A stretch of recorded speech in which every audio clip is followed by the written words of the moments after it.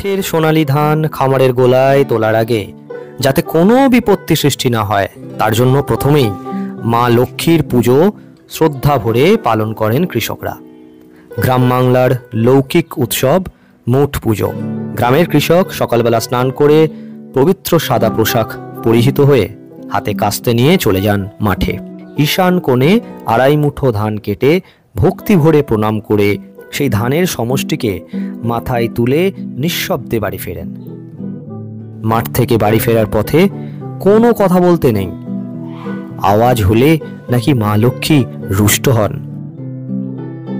নিজের বাড়ির দরজায় এসে দাঁড়াতেই বাড়ির গৃহবধূরা একটা কাঠের পিঁড়িতে গৃহস্বামীকে দাঁড় করান। তারপর মাটির মঙ্গল ঘটের জল দিয়ে কৃষকের পা ধুইয়ে নিজের কাপড়ের আঁচল দিয়ে মুছিয়ে দেন পা। তারপর সেই গৃহবধূ ভক্তি ভরে প্রণাম সেরে মা লক্ষ্মীকে সাদরে আহ্বান করেন ঘরে।